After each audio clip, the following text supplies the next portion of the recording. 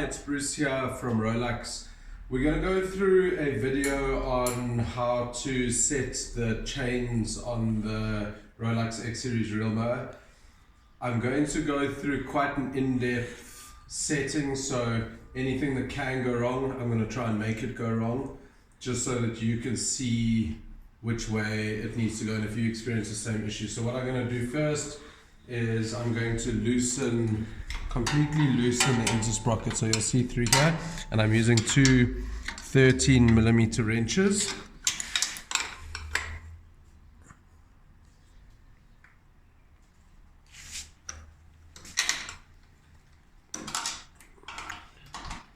Okay, so there's the one at the bottom of the Intersprocket, and then you'll see one up here at the top of the Intersprocket. So I'm going to loosen both of those, and then you'll see the chains here will completely drop. So the front and the back, these chains are now extremely loose. So if you're experiencing this, you'll see that there's a chance, if they're not set correctly, that the main drive chain is going to hit the bottom rear roller sprocket nut. So from here, what we're going to do is we are going to go into setting them. So in order to set them, what you want to do is you want to partially tighten these the nuts and bolts on the Intersprocket.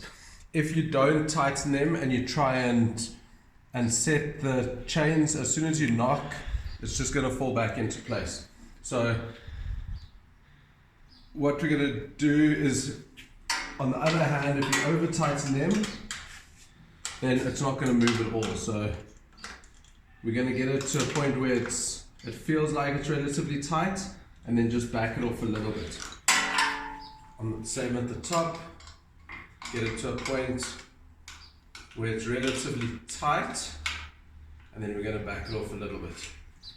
Okay, for this, basically we can use, I've got a steel rod here, I've got a ratchet extension, or a large flathead screwdriver, and a rubber mallet. You can use a normal hammer.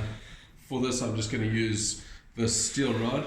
And what we're going to do is we're going to be knocking on the bottom of the Intersprocket. It's best if you're able to put the machine on a surface where you have some room to play on the side. If we knock the Intersprocket up, it's going to do more tightening of the main drive chain. If we knock it up this way, it's going to do more tightening on the rear roller chain. So what we want to do is just try and find a happy medium. It's best to take a bit of the slack out of the rear roller chain, and you'll see that this is one of the things that could go wrong if you're trying to tighten them. So you'll see I'm getting good movement on the Intersprocket.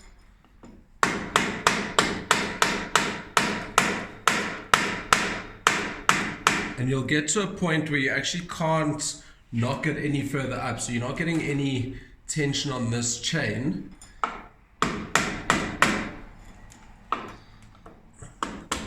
This is just showing you kind of a worst case. So you'll see this chain, the rear roller chain, is now very tight, and this chain is loose. So what we're going to want to do now is knock the Intersprocket slightly down just to loosen this rear roller chain. So we're going to knock it back slightly, and you'll see now we've got a bit of movement on this chain, and the drive chain stayed the same.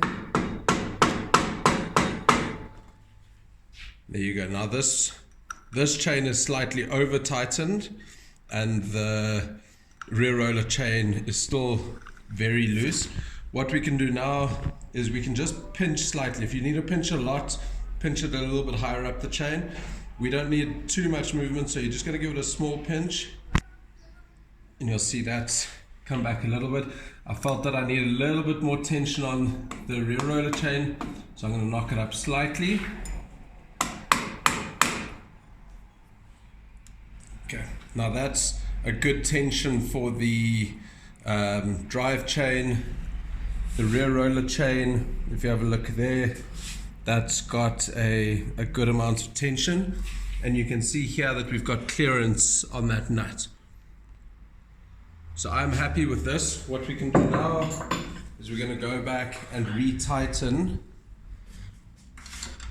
the Intersprocket. We can make that nice and tight, so we're going to do it at the top, and then we're also going to tighten it down here at the bottom.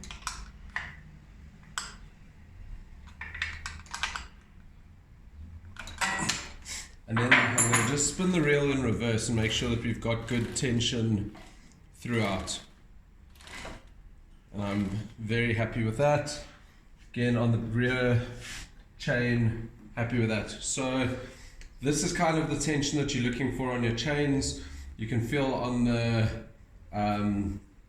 engine chain, that's a good tension on there. Happy and happy. So just a couple of things to remember. If you have over tensioned this chain, you can just give it a slight pinch and it'll just pull the sprocket slightly back towards you. But that's pretty much how you set it. Remember to lock up the nuts and bolts at the top and at the bottom once you're done, so that it doesn't slip back. If you find that you're unable to knock the intersprockets in one of the directions, it probably means that one of your nuts is